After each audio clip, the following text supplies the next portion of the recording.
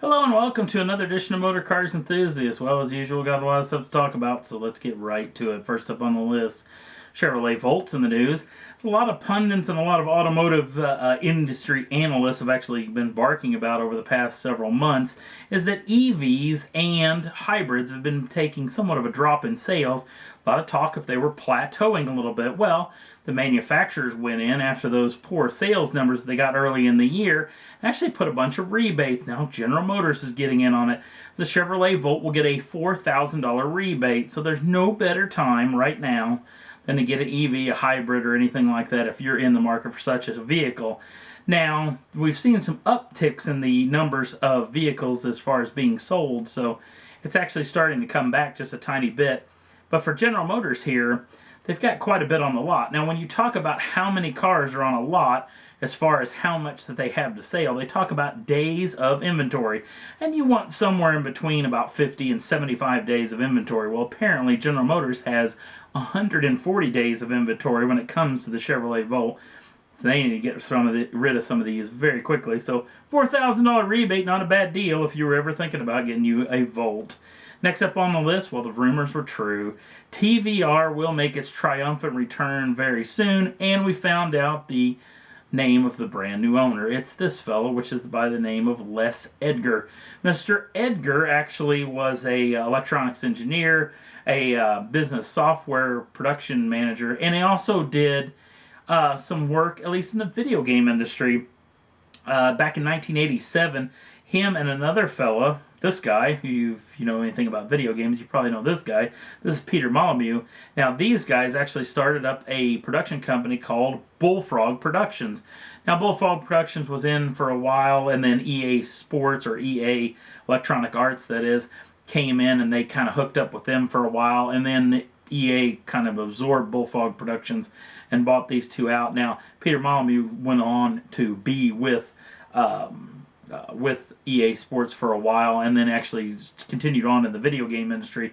Mr. Edgar actually left the industry and actually went on and did some other things in and around a lot of investment type stuff.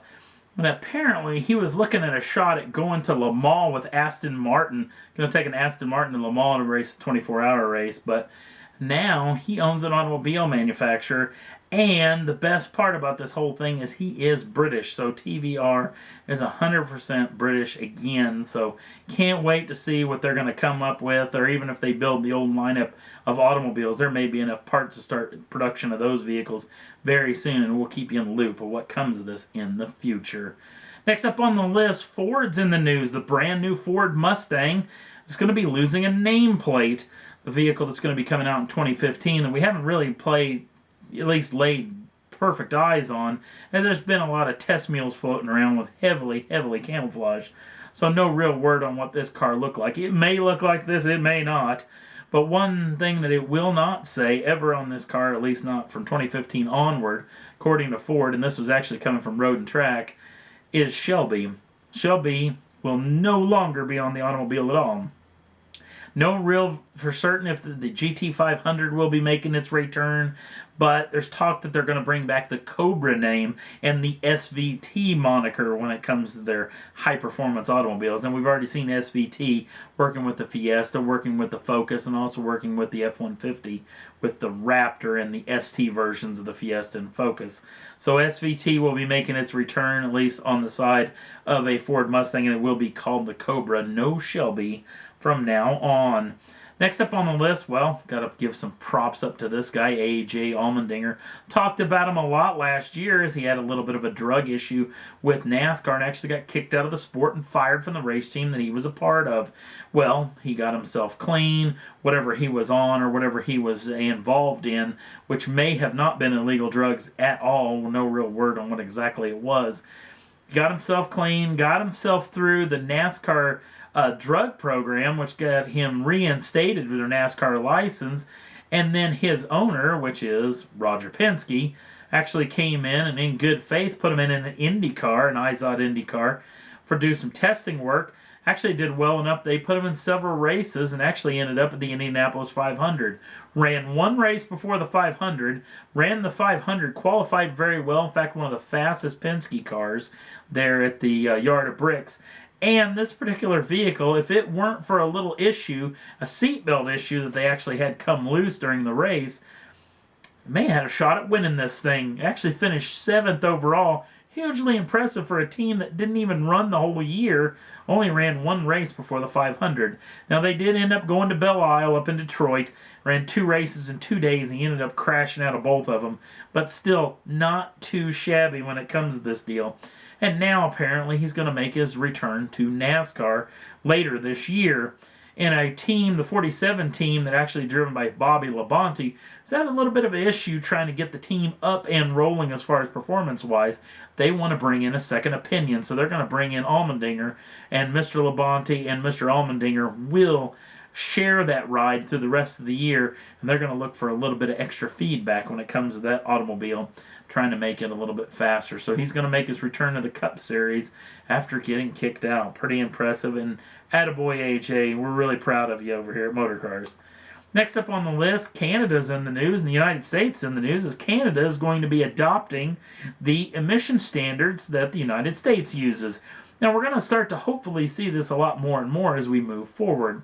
As we talk about some of the crash standards, the emission standards, and also we even talk about fuel economy standards, going to try to maybe get in there and try to standardize them through everywhere.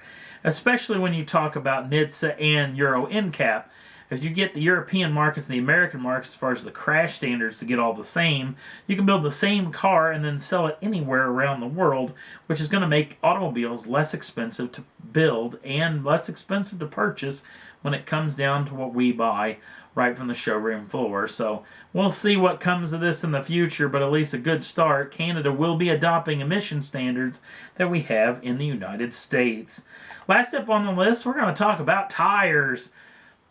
Not really anything new in the tire world over the past several years, other than the prices. It's from 2006 to 2012, according to Autoline.tv, where I saw this particular story. Tires have gone up 60% in price. Well, in that 06 to 2012, we've also seen the huge economic downturn, which has really put an emphasis on how people buy tires. As apparently you can rent tires. Never ever heard of this. For as little $14 a week, you can rent a set of tires. Now, in theory, you hope that the tires last at least as long, or at least till you get them paid off before you have to buy another set.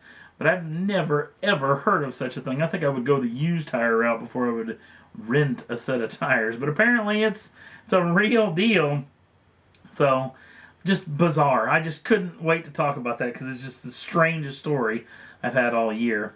And that's all there was that I thought was worth talking about for this week's Motorcars Enthusiasts. If you want to jump on over to the Facebook page, the link's down in the show notes, and we have got all the video game goodness that happened in E3. All the automotive games, at least there was at E3 this year. The gaming conference that took place in Los Angeles, California, just this week, at least the taping of this show. And we've got all the games from everything from Gran Turismo 6.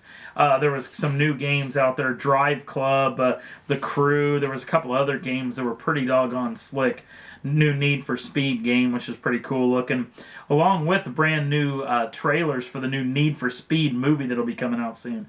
Also, the Forza Motorsports 5 that was on stage is going to be for the new Xbox One. And Forza and Microsoft actually had a McLaren P1, the real deal automobile, on the lot, or at least on the stage, for the showing off of the brand new game. So if you love video games, you love cars, I've got all the actual classic new trailers, the E3 trailers, on the Motorcars Enthusiast Facebook page. So you can check them out over there. Also, if you want to subscribe to the channel, you can do so at any time.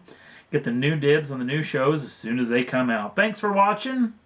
We'll see you again real soon.